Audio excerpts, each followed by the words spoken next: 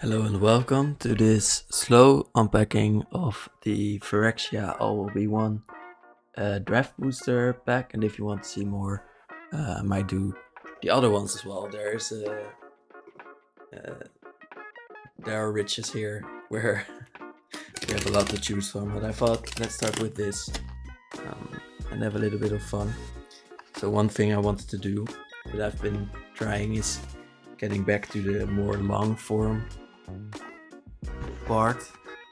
way of doing these videos. Why? Because I think they will be fun for me and for you. The aspect of the, I guess, filming is that this can be way more slow, which is what I want. I feel like it is what I want to push out here. So in these draft boxes, let's see, they've put in these weird cards with some poison counters. Then the booster packs, of course, we got here to go through. And I'm guessing, we have some rules on how to cast spells, which I will have to throw away in a little bit. And then we have a bunch of lands. I won't open this one yet, I feel like, but we have Chiromonix, the Red King, and I've been talking about him a little bit because long ago I had this red deck and it just red. It just wasn't too good, and maybe now it is. So it might be fun. Fun memories to get back to. So how many are these? 8. So let's just dive right in and start with the first one. Yeah, one thing I have been putting out of my videos is the opening of the pack, like the sound and stuff.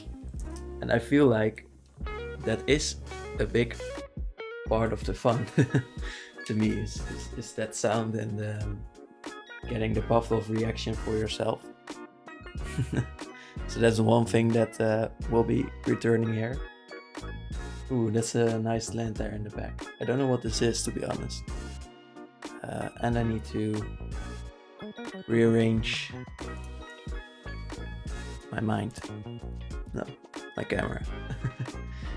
What is this? This is a Traxas Skitterfang. It does look like it skitters around. Let's put you there as well. So the forest, I feel like you can't see much of it, but it is way more shiny. And you might notice that the camera quality has improved a lot. This is because, well, I've been looking into this a lot, but yeah, I feel like it's such an important part of these that I wanted to work on the camera before showing it to you, but I feel like this setup that I made, which is a little bit clunky, but is definitely the best I can do right now.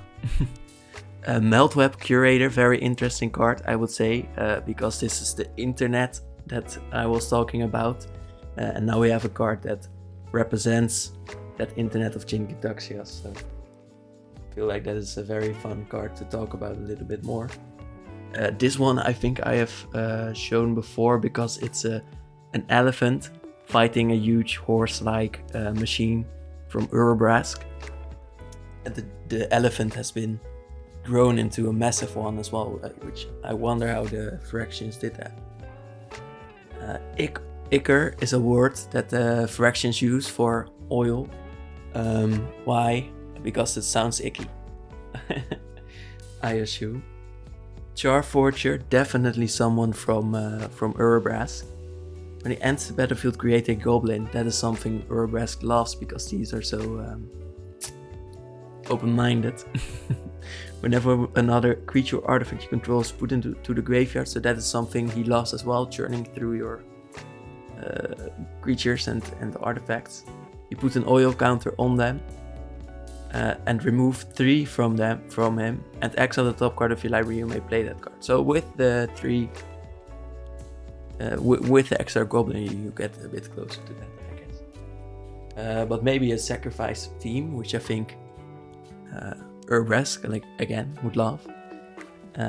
More rebels, I feel like, but any of the fractions that Urbrask turns get to keep their identity more than others, I feel like, and this is true for this rebel seeming fraction as well. We keep on theme. This is something I see a lot in packs. But Urbrask again, deal X damage to any target where X is the number of permanents you control with oil counts on them. So that is, I think, a very flavorful anointer for red, but maybe one of the least strong ones. You were so eager to spy on my work, I assume you'll appreciate a hands-on demonstration. Ooh, and the Sinew Dancer. Well, I've been thinking about this because I've been playing so much of Mono White Soldiers, to be honest. And yeah, I have used this in my Elish Norn video because it really shows one of the 3 fractions of Elish Norn very well. And it shows you how they appreciate you being open with your body, I would say. With your sinews and whatever else is in there. Bladed Ambassador I've looked less at, but seems like he is all about obedience, normal classical machine orthodoxy things. And it's with an oil counter that can give him indestructible ones, but then of course you might be able to do this more often. Don't feel like that will enter in the deck, to be honest. The common from before was common, just a bit better, I would say. Tablet of Completion, 2 mana, put an oil counter on it every turn when you tap it. Add a mana only if it has 2 or more oil counts on it. So the first 2 turns this mana rock does nothing, then you might do something with it. And for 1 mana you might draw a card if it has 5 or more oil counters on it. That takes a long while, so without support, without proliferation, I would say this is way too long. So this is a very specific card that goes only in your proliferate decks, I would say. Vat of Rebirth, 1 mana artifact. Whenever another artifact or creature is put into a graveyard, put an oil counter on it. Okay, so that is way easier, I feel, than tapping it 5 times. 5 turns later you get to draw the cards. Remove 4 from them, return 1 target creature from the graveyard to the battlefield for 3 mana. Okay, this is a pretty... I like this. I feel like you can build around this way easier. Well, way less specific. Because, well, maybe way better in sacrifice decks, but... Oh, they put the token the other way around, but it's a toxic Phyrexian beast. It has been hurt a little bit, I see on the top side. But no worries about it. Shipping is hard. And the token, I guess I will show that first. Because it's so turned around every time. Here we have Mommy herself. As an art version, at least. Ooh. I heard a lot of complaints about the different kinds of lands, but when you get this, I think you can't really complain anymore. This looks really cool. They are all like that, so you can definitely make a cool multicolored deck with it as well. Meltweb again, a strider that shows that Jingitaxias really likes to use spiders. Copper, long legs, more spiders, but this time from another faction. Its webs are not true silk, but woven from thousands of delicate mycosynth strands. Yeah, that is interesting that they used mycosynth in many ways, but Don't really know why it would be good as a strand of web. Gitaxian Raptor, 3 mana flying, 1/4. Oh, but it ends with 3 oil counts on it so that you can at least for once get in with 4 power. Okay. It was bored with the ruins of Lumengrid. So it migrated to the ruins of the Mephedros. Oh?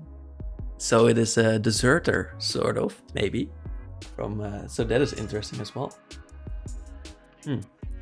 Churning reservoir. So like an engine churning. At the beginning of your upkeep, put an oil counter on another target, non-token artifact or creature you control. That's interesting because then maybe the rare artifact that we got before gets better. It is another, so it doesn't work on himself, but create a 1/1 goblin if an oil counter was removed from a permanent you controlled this turn. Oh, so it really incentivizes you to use it, and then for 2 mana you can create a 1/1. Resistance Skywarden, 5 mana Ogre Rebel. Oh, this is a cute story I remember. So these ogres weren't able to understand love and friendship and words at all. So they got to learn this from their rebel friends, and now they really want to fight for them instead of just carrying rocks, which was what they always did and helped the rebels as well. But now they say when the Full Shock taught him the word for home, he knew it was what he had been fighting for. So he had always been fighting, but now he knows the word for what he has been fighting for as well. Another ogre rebel. Popular wisdom says that the Phyrexians don't feel fear, but popular wisdom has never tried to hold a bridge against an angry ogre. It seems like the ogres still know where they come from, instinctively as well. Another chair. This time we see a spider chair in green, so not Jin Gitaxias as it seems like. From the Silphok, so this is a rebel. And it enters, and then you sort of have a 6/6 trample for 6, which is definitely not bad. But then you get the 2/2 of course, and then you can re-equip it for 7 mana, making another creature big and chunky. You can put a dinosaur in this chair if you want, making a 10/10 with trample. Bloom, 2 mana Phyrexian Fungus. 1 mana to sacrifice it, to destroy an artifact, enchantment, or to proliferate. That is really flexible, actually. So this is a normal card that we see a lot of, like, what's it called? Not shoot down. It's like Broken Wings, for example. 3 mana or 2 mana to have these options as well. And here you can get a creature as well, so that card has definitely become stronger. Plus Fungus, I remember someone saying that they were building a deck with them. Quicksilver Fisher. These look amazing, by the way. I haven't wanted to catch my hand. See, this camera really works that much better. But also, I need to get used to it. But the art style here is insane, I would say. It's just you don't really see what happens here, but it just gives the feeling of what happens here very well. Siddharth Chaturvedi as well, a very famous artist in Magic the Gathering for his composition, usually. But I feel like the style that they have been working on as a team is very special as well. And a Tyvar, a rare planeswalker, but still a very fun one. I think I very enthusiastically said smash on him, and that is also because of this card, because he smashes Phyrexians. You may activate abilities of creatures you control as though those creatures had flash, is an interesting clause there. Next to the part where he gets to untap them as well. I don't know, there must be some shenanigans here. But of course, the idea is that he works with Llanowar elves. And as such, Glistener Seer is an extra, and these are, by the way, set boosters. So that does mean that we get a lot of those extra alternate arts and stuff like that. But ends the battlefield with 3 oil counters, and then you can scry 1 3 times, or maybe more if you get to proliferate a bit. The oil is all-knowing. The trick is to ask the right questions. It's like AI, where you have to put in the right prompt.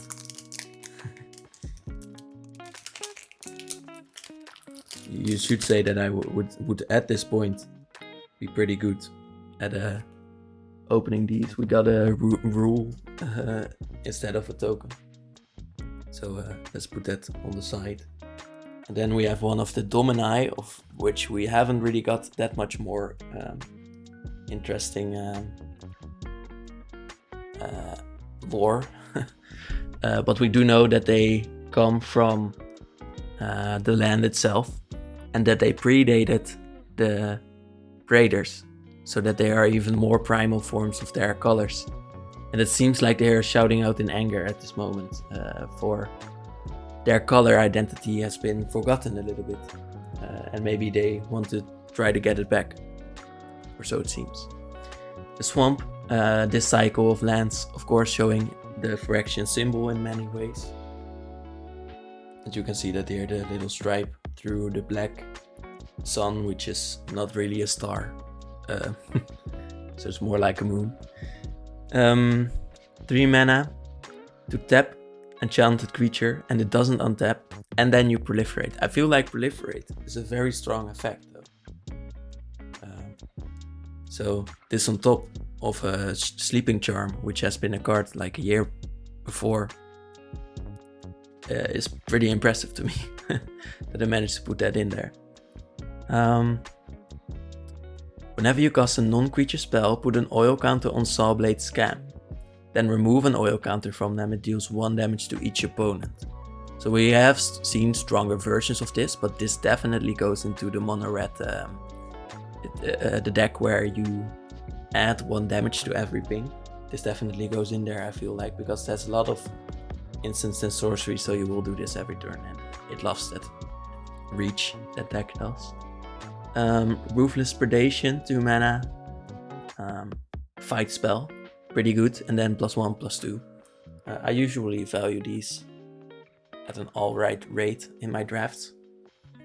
If I do not play a color with removal, that is. Predation Steward, 2 mana, enters with 2 oil counters on it, and then remove an oil counter from it. Target creature gets +2. And this reminds me a little bit of Amonkhet, where we got the brick counters, I feel like, which are basically the same effect as an oil counter. Just now thought of that, but yeah, pretty interesting that they just took that mechanic and then gave it another name.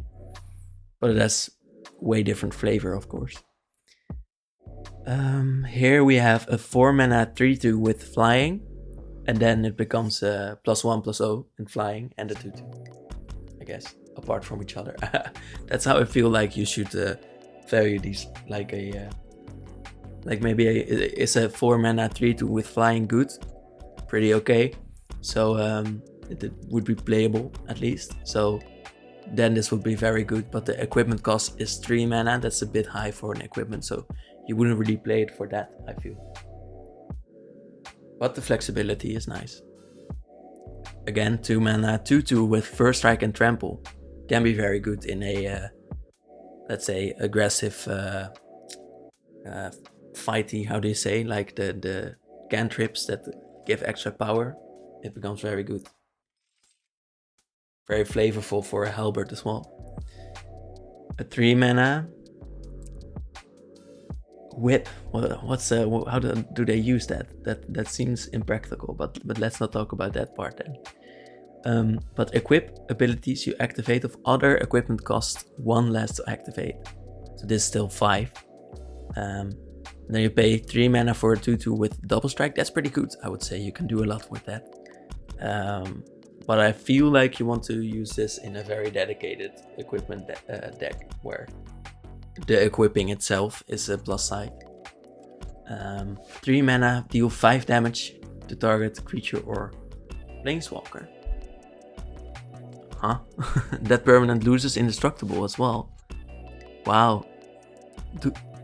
I feel like that is playable on its own without the affinity for equipment. I mean, so yeah, that is pretty impressive. That's good removal, I would say.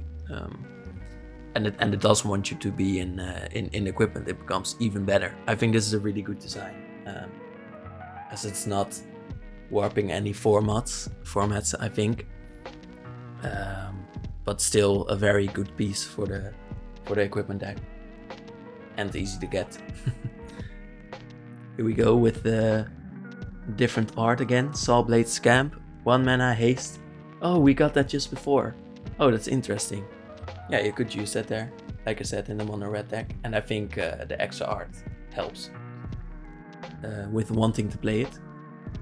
Melkator, Purity Overseer.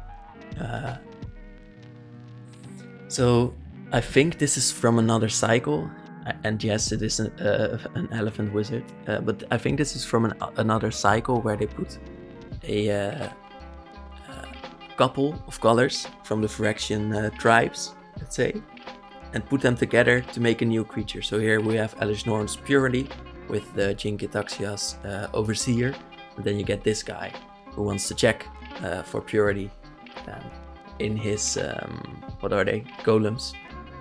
So I think that is really interesting. I heard people talk about this being a commander. I'm not sure how, but if you do it, I will clap for you. If you want, I will send you. If you do it and it is good, I mean, I will clap for you, and you can show me evidence, and I will send you the video with me clapping. But the rare land, let's look at this because I find this very interesting. Ends the battlefield tapped unless you control 2 or fewer lands. I feel like this already exists, but okay. Where evolution meets austerity, primal might bucks against the yoke of hierarchy. Oh, so this is also showing like the differences between Vorinclex and Elish Norn, for example, here, where evolution from green meets austerity from white, primal green might bucks like fights or like kicks with their hind legs, I think, against the yoke. Don't know what that is, of hierarchy, which again white. Okay, so they use a lot of words which feel to befit the two separate colors.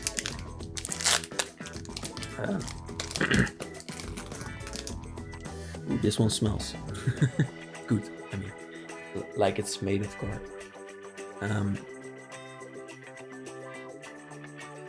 Oh, this is not the swamp, but what is this? This is the Black Sun's Twilight. Oh, because we see Shieldred on top there. She has put herself on the tower. That's goofy, come on. How will she get out off from there? She won't. But another Meadowland with a skull on top, and we see the Elish Norn.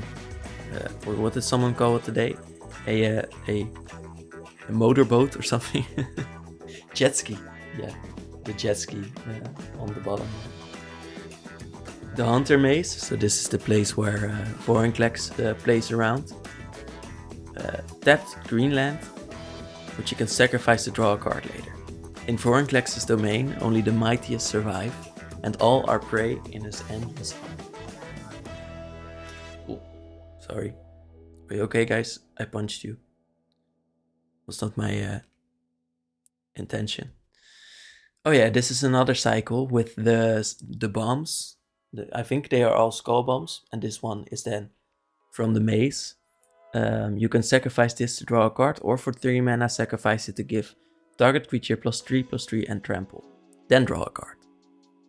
But you activate that board only as a sorcery. It pulses with the might of an apex predator. So this was once an apex predator, it seems like. I don't know how these bombs work, how all the skulls of Phyrexian... It would be smart to make all the skulls of your army explode when they die. Mace's mantle. Oh yeah, this is they use this in the story to tell us that whenever someone had to go into the maze, so the hunter's maze, Vorinclex didn't really like it when they were too weak. So he gave some of them some armor to better fend off his predators, hoping that they would survive and then maybe stay with him because they had started to like the hunt. And it seems like an effect that the maze has on people, is making them like hunting. Branch Blight Stalker. And this card really makes me feel like the Merfolk Branch Walker, I think, which explored and was just a 2-1. This is a 3-1 with Toxic too. But they feel so the same, maybe because of the art, maybe. But this one isn't even a Merfolk, but okay. A story spotlight. Is this the first story spotlight that we got? I haven't noticed it. But Elspeth meets Goth again, and they are reunited, and then you get a 2 mana, +2/+2, and equipped creatures you control gain indestructible until end of turn. I mean, that's a good protection spell for if you can very easily put equipment on your creatures. Well, aren't you a sight for sore eyes, said Goth. I was about to say the same, my friend. They're flirting, but that's okay. You can flirt with friends if you are not under any strict rules. Awaken the Sleeper, 4 mana sorcery. Gain control of the creature. Untap the creature. Give the creature haste. If it's equipped, you may destroy all equipment attached to that creature. It would be cooler if you could use the equipment and then destroy it, but okay.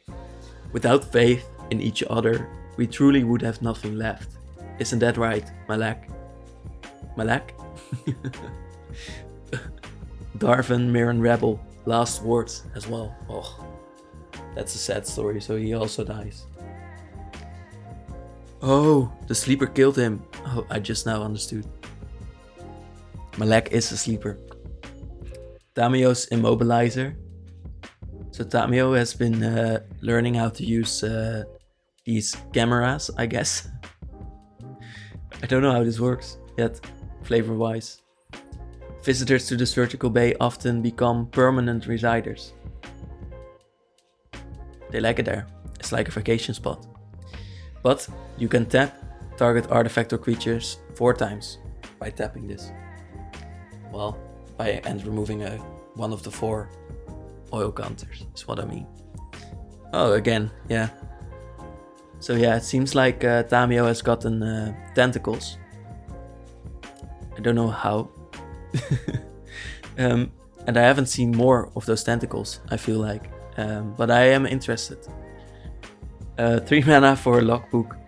Draw a card. This ability costs 1 less to activate for each other artifact you control. Okay. So I feel that like this is better than the other rare, because getting 5 artifacts isn't too hard actually. We are opening a new chapter in one true story of Phyrexia. Someone must record it for posterity. So Tamiyo is really becoming a book mage here as well, writing down everything that happens as the stories of Phyrexia. And I wonder how she uses them, as she is able to make the books come through. Light Belly Rat. When it dies, proliferate. And it has Toxic 1. Okay.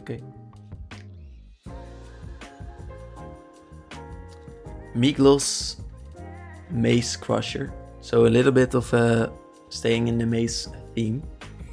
Enters with 5 oil counters for a 3 mana 4/4. That's a good stat. Remove an oil counter from him, it gains vigilance and menace until end of turn. Okay. Remove 2, it gets +2/+2. Remove 3, destroy target artifact or enchantment. I feel like that is very strong. It's not like warping, but it is a very strong card still. Exuberant Fuseling. 1 mana, trample, gets +1/+0 for each oil counter on it. When it enters the battlefield and whenever another creature or artifact you control is put into a graveyard from the battlefield, you put an oil counter on it. So he is a 1 mana 0/1, which I feel is very fitting for a goblin, but also goofy again. But then he gets extra power, only power, not toughness, for every creature or artifact put into the graveyard. I like him. And at the back we have a one of the, what's it called again? The extra cards. 2 mana, flying, Cavern Harpy. Comes into play, not onto the battlefield. Return a blue or black creature you control to its owner's hand. Pay 1 life and you may return Cavern Harpy to its owner's hand. That seems annoying. But okay. Feels like this could be a combo piece somewhere as well. I don't know where, but it is somewhere. Like you need to be able to make 2 mana with the creature you... +2 mana with the creature you put into the battlefield though. So that's maybe a bit hard in blue and black, I don't know where you can find such effects. No token this time. Always a sad day to see Neheri in this state. But it is, I think, a very cool way for her to change, to have her hands become blades. I mean, it seems obvious for her to make her hands into blades, but she hasn't done that yet. Well, now she has, maybe. The red one shows us the forge flaming upwards, making the sign of Phyrexia anyways. Don't know if Urabrask wants that. The carnivorous canopy. I think this is a really cool one, because it seems like... By the way, we have 2 of those cards here. 3 mana, destroy target artifact, enchantment, or creature with flying. And proliferate this one, if the permanent mana value was 3 or less. But let me get back on track. It seems like the human is still in his whole form, like his armor is still all in piece, but that is just because the canopy has been crushing him so fast, this rebel. Bursting Roots. Seems like, again, a theme. 1 mana, search your library for a basic land card. Review it, put it into your hand, then shuffle. Okay, so that's like for your 3-color draft decks. Or proliferate. Maybe that is something you want in some of your decks. Tune Mover. How does he do that? Is it just like a... he scoops up the sand like this? It feels that way. I hope so. Because it would be funny. Plague Nurse. Not everyone in Vorinclex's army is a hunter. Some of them want their creatures to live, and I think this is a rebel because of it as well. The Thrumming Bird, again sitting on Tamio's shoulder. Maybe this is a sign, maybe we need to do something with her. Mere Convert. Oh yeah, I found this interesting because of the fact that there is still a standalone Mere as well, but it says humble, obedient and tireless. Mere require little modification to excel as servants of Phyrexia. So they have been taken into their armies without too much completion. Necrogen Rot Priest. Did we see another priest? I don't know, but this one is another one of the cycle where we see the uncommons who are half-half of both factions of Shieldred and Vorinclex this time. The Rotting from Shieldred, and I guess, or maybe the Necrogen from Shieldred and the Rotting from Vorinclex then maybe. Toxic 2, whenever a creature you control with Toxic deals combat damage to a player, that player gets an additional poison counter, so sort of Toxic 3. 3 mana, target creature you control with Toxic gains Death Touch until end of turn, which seems like a logical step. Necrogen Communion. Enchant a creature, give it Toxic 2. When it dies, return it to the battlefield under your control. So we have seen this effect as well, but this one gives Toxic. Rustvine Cultivator. Put an oil counter on it while you tap it, and then remove something to untap a land. Could be okay, but seems very slow. But on your second turn you can ramp a bit, of course. That is something. A Mythic Tekuthal. Oh yeah, this is the cute one, where he's playing with his dolls. But it also shows us a bit of the rivalry between Vorinclex and Jinkataxias. Because Jinkataxias apparently had his horrors play this scenario out in millions of ways so that he knows how to beat him. And I think that's pretty cute. But flying, 4 mana flying, if you would proliferate twice instead. And 3 mana, remove 3 counters from among other artifacts, creatures, and planeswalks you control. Put an indestructible counter on Tekuthal. By the way, I think what I'm saying is wrong. I think Tekuthal, because he is the Dominus, isn't really under control of Jinkataxias. So I feel like he's just playing something out with Vorinclex in it, and maybe, I don't know, maybe he just wants to know. Maybe it's just the essence of inquiry. It's what we might see here. Rebel Salvo, 3 mana. We have seen this before. That's how forgetful I am, apparently. Maybe it's because I am just a Dominus of not having memory. Could there be a Dominus for that? I don't feel like that's the case. But the Wanderer. Ooh. And something I didn't know they were going to do actually is we see, what is it? What's the name? Let me see, but you see the artist name, Branwyn. Oh, you see the last name of the artist underneath. I couldn't really read it. That's the downside of it, I guess. But Branwyn's artist name is down there, and yeah, I think it's cool that they put names of the artists like that to draw attention to it sometimes. The mountain again. Do we?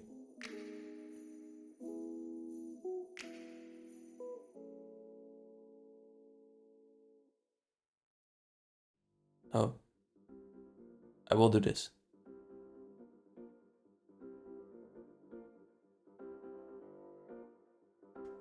Meh.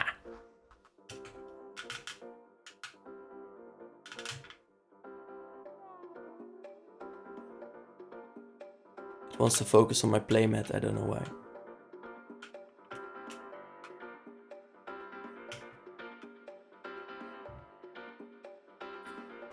Okay.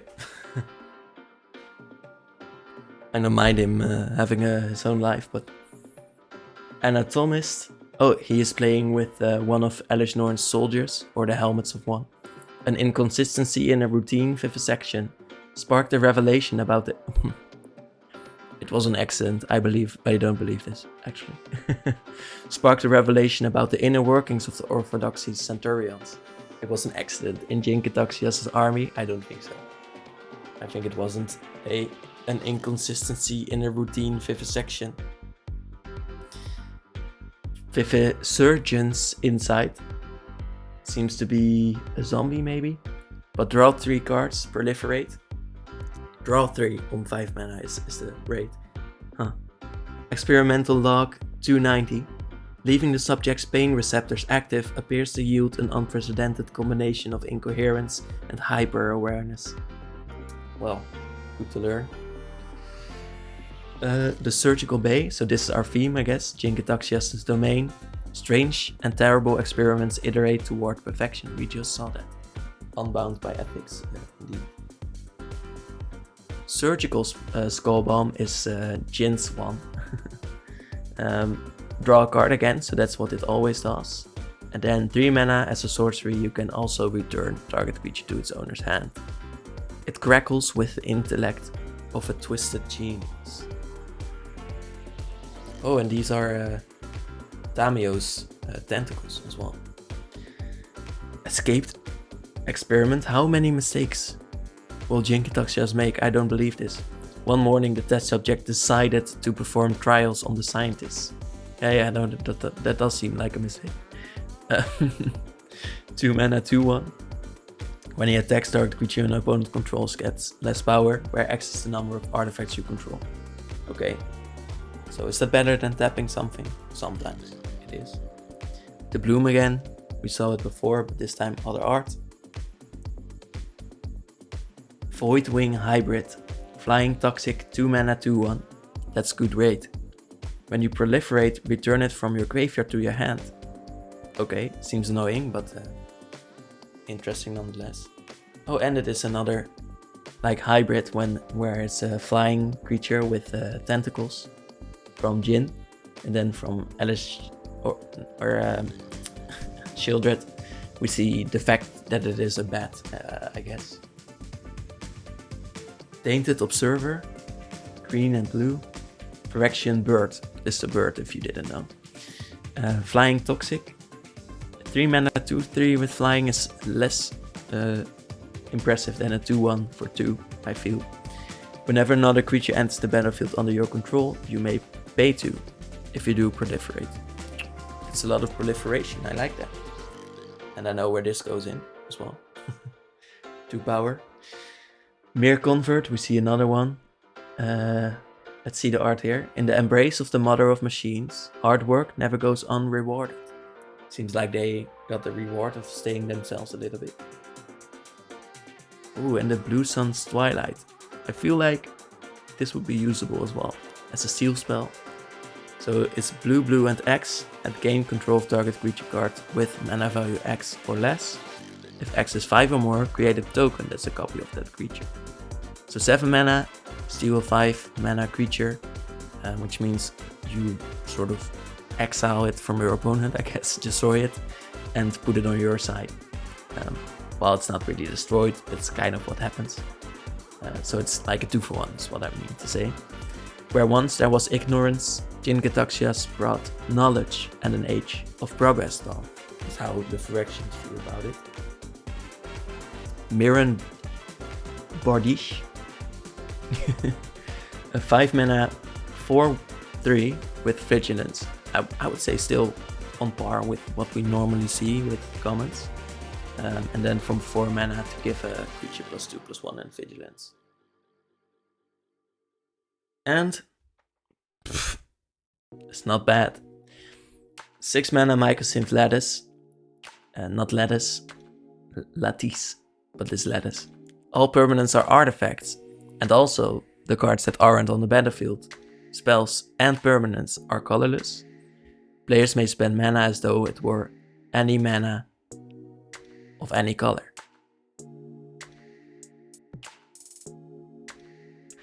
Nice. I must say, I have one very old deck. It's a Breya deck, and Breya herself got beer spilled on it. And at the moment, I thought this sucked. But the guy never paid for the card.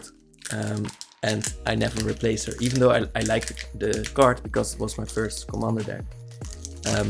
But I kept Breya, and now I feel like her being destroyed is very on flavor, and I kept her because of it.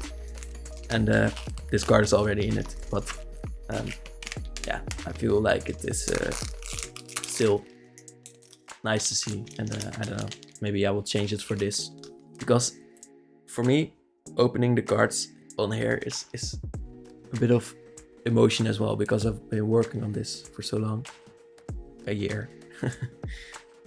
We have a Rebel token. Oh no, are you going to do this again?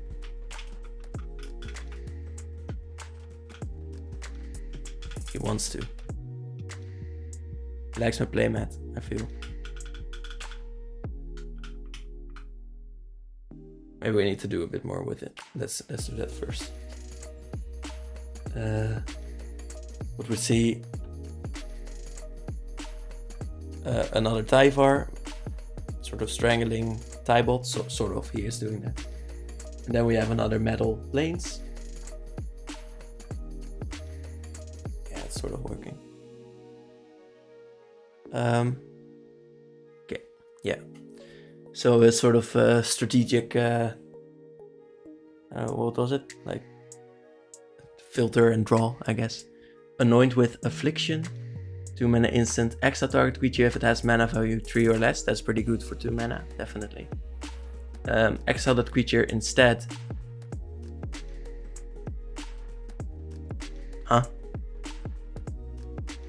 Exile target creature if it has mana value 3 or less. Exile that creature instead if its controller has 3 or more poison. I feel like this is not what it says, but I feel like it should exile any creature. If the controller has 3 or more poison counters. I think. Many Vet Keepers use Necrogen etchings to judge the value of their aspirants. If the wounds rot and fester, the recipient is not worth further effort. So you need the black value of pulling through, of fighting through pain, I guess, as well. Shieldred's Headcleaver, 4 mana, Phyrexian Warrior. Oh, it's in the arena here. The punishment for sedition, like every other crime in the Dross Pits, is execution. We see in the back someone strung up with chains.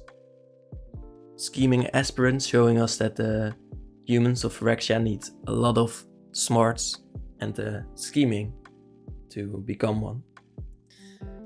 Unnatural Restoration, from Jeremy Wilson, this art. It seems we see a bit of the fight of Vorinclex and a person from the Orthodoxy here. Return target permanent card from your graveyard to your hand, proliferate. Is he restoring the soldier? If you don't reassemble me immediately, the Mother of Machines will notice my absence, and this entire layer will face her wrath. We did see that Vorinclex rebelled against her openly. Watchful Blister Zoa, 6 mana jellyfish, 4/4 with flying, so that is usually already 5 mana. It enters with an oil counter, and when it dies, draw cards equal to the number of oil counters on it. That's interesting with the proliferate.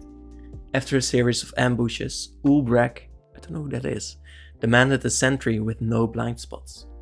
Ulbrek, probably one of the scientists from Jin. Flying, Corrupted, Bonepicker has Death Touch and Lifelink. Okay. But flying 2/2 for 3 is not too strong yet. Even the most insignificant creature can be perfected. What was this? An imp. Oh yeah, it seems stronger now. Kinzu of the Bleak Coven. 5 mana, flying, 5/4. See, this is what I like. 5 mana, flying, 5/4. Whenever another non-token creature you control dies, you may pay 2 life and exile it. If you do, create a token that's a copy of that creature, except it's 1/1 and has Toxic 1. Okay. So we had another, what are they called again? Thane, that was a vampire, but I didn't know of Kinzu, so maybe she is new, and the Bleak Coven is a new faction in the Dross Pits. Maybe though, we don't know, I feel. We might get that information later still. And we have Ovikia, Enigma Goliath. 7 mana flying, 6/6. I like that rate as well still. Ward 3, pay 3 life as well. So that's a lot of cost. But not really hexproof. Whenever you cast a non-creature spell, create X goblins, where X is the mana value of the spell. They gain haste. I like that a lot. I will not lie. I will put this in the deck immediately. Yeah, I like that. I have a deck where I play so many 7 mana spells 7 goblins. That's really good. I think this might be its own deck, to be honest. And our third rare, Slowbat Iron Goblin, who has been merged with his friend. 3. I wonder whether he got his personality as well. 3 mana, 3/3. Once he fought to save Mirrodin, now he fights to remake it, to destroy it and let it rise anew. Sacrifice an artifact just by tapping this, and an amount of red equal to the sacrificed artifact's mana value. Spend this mana only to cast artifact spells or activate abilities of artifacts. This is really strong in these decks because you want to churn through your artifacts. And lastly, another icky guy, which is a foil, which is why it's in the back. We have another rules card here.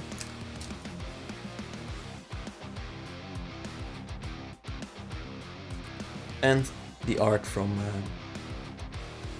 the Drake that we saw before was from Siddharth Chaturvedi, right?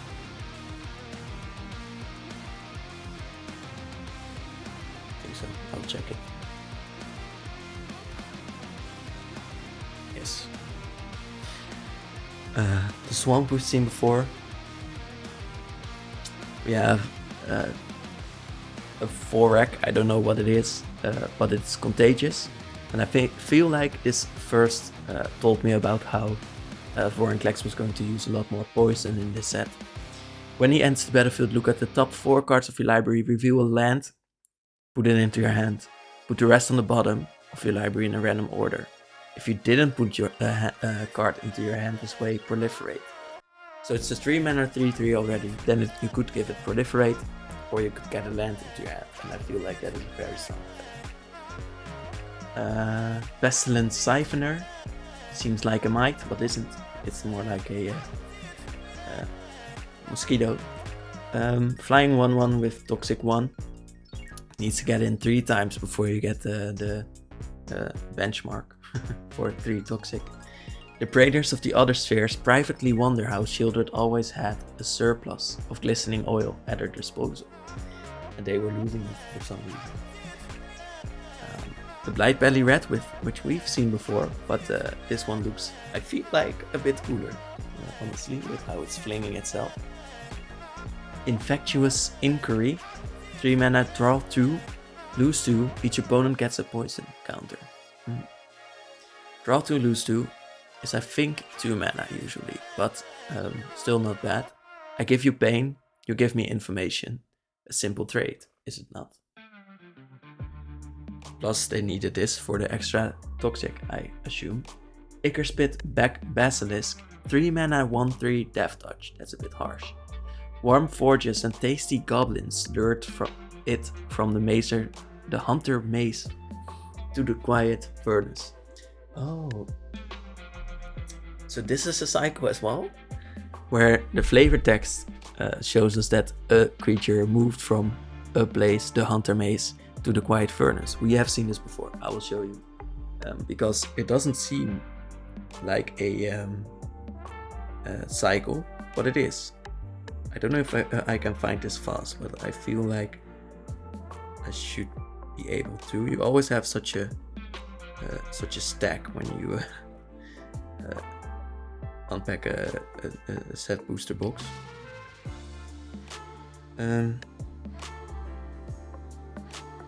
I know the one with the singer, which I remember, which was green and white. I feel like that one was of course 2 colors, but I thought that was the cycle that did this. But apparently there are lands that have this kind of flavor. Then there are these commons. Then there are these 2 color creatures that have the same thing. So there are a real significant amount of creatures interloping between the factions. I must find it now. Do you have this as well, where you just can't stop? whenever you... Yeah, okay, I got one. The Caducean Raptor. Bored with the ruins of Numengrid, it migrated to the ruins of Mephedros. And I thought this was a bit of a weird text for Jin Caduceus, a creature of him.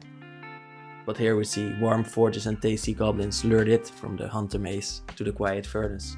It wanted easy tastings, and now I know why it's a 1-3 with Death Touch, because that is perfect against a 1-1. Well, not perfect, you would prefer a 1-2, but still.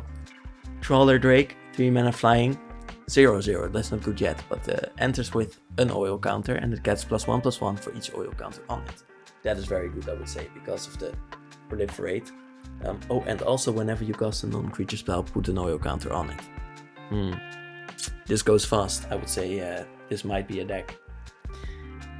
Serum Core Chimera. So blue and red. So Jin, we see a bit of blue as well. So it's Serum from blue, Core Chimera. No, I don't really see the different words. Whenever you cast a non-creature spell, put an oil counter on it. So there's a non-creature Izzet theme here, which is logical, but just to point it out. Remove 3 oil counters from Serum Core Chimera, draw a card. Then you may discard a non-land card. When you discard a card this way, Serum Core Chimera deals 3 damage to target creature or planeswalker. Whoa. Okay. This is, I feel, very strong. Because it's a May ability, you could draw a card every time. I feel like this churns you very fast through your deck. Drown on Ichor. Give a creature -4/-4. Then proliferate. This is premium draft removal. Definitely. No. I want to show them a finger. Oh, I always see people do this, but it just works for a little bit. I can also just do this, I guess. Sinking into the dross is neither a gentle death nor a quiet one, but once the Necrogen takes hold, it is inevitable. Oh, do you like it though? He's smiling. The Blight Belly Red again. Yeah, this one is just a fat red. Venerated Rot Priest. So here we see that yes, Vorinclex has been using a bit too much of the toxic waste. Toxic 1, whenever a creature you control becomes the target of a spell, target opponent gets a poison counter. That's good protection, I feel like. This was once a peaceful spring, said Madeira, but I wouldn't advise taking a sip. He just wants you to take a sip. Take it. Look at how happy he is about giving you a sip. Here. See? Do you see this? Would you not accept his sip of tea? He's rubbing his hands together. He's so shy about it. But you don't want people to drink his toxics. Well, let me just put it out there because I don't feel like it will help me. Give of yourself. This is the last card as well.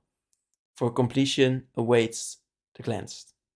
And with that bit of motivation, I want to thank you for watching and have a nice day, please.